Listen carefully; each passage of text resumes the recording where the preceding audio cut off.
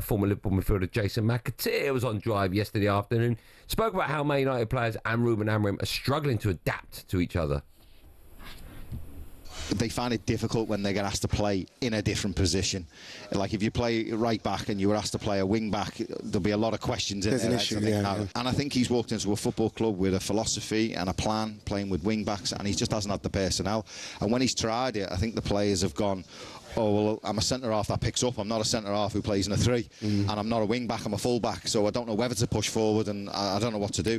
And again, he's another one who's not had a lot of time on the training ground, so it's been difficult for him. Look busy there.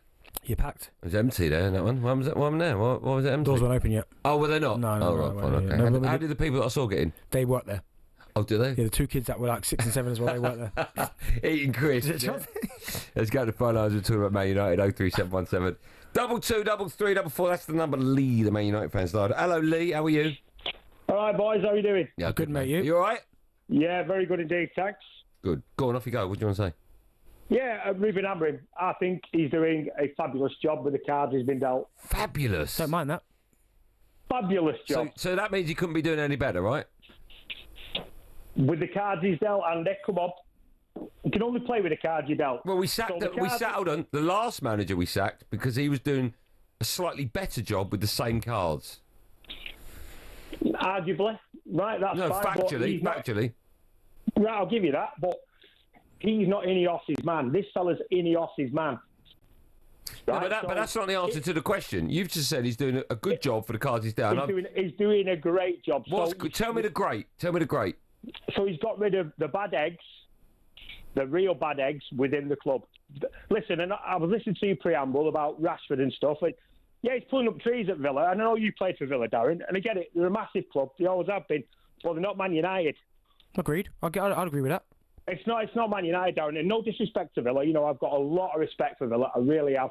But it's not Man United. What does that mean? What does that mean? The pressure. So again, I'm not necessarily saying pressure. He's dealt with it from a young kid coming into the side under Van Gaal and under Mourinho. He did really well. He flourished. But there's something gone wrong somewhere within the club and the environment that has not sat well with him and sat well with the club. And Ruben has had to deal with that.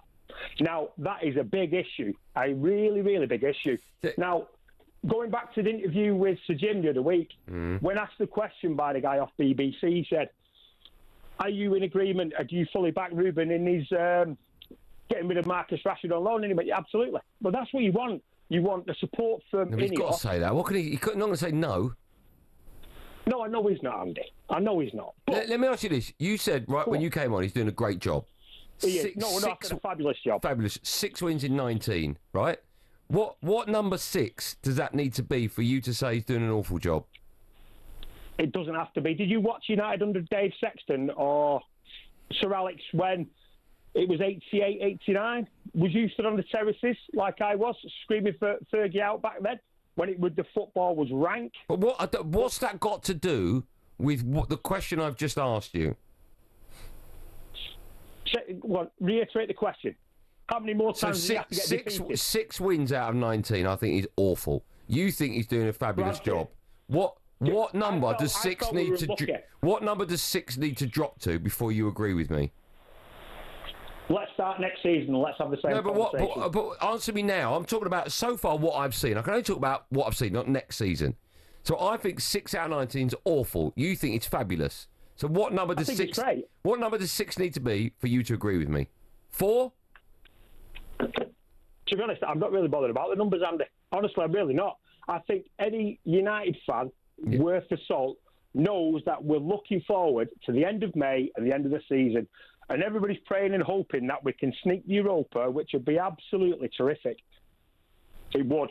Now, but your call is all about hope. It's not about the now. And the now is appalling. No, it is, you're right. And we hope that we can win Europa, but United fans of a certain ilk like me are looking forward to May when we can wipe the slate clean, get rid of the players that are in there that we know are not good enough, the Rashfords, the Sanchos, the Casemiros and so on, that we can bring in the players of his calibre that he wants for that system, then only Lee. will I judge him on the players that he's brought in. Lee, listen, good call. I enjoy speaking to you. Before I let you go, one question. I asked it to Benty. He answered it. I'll ask you the same question.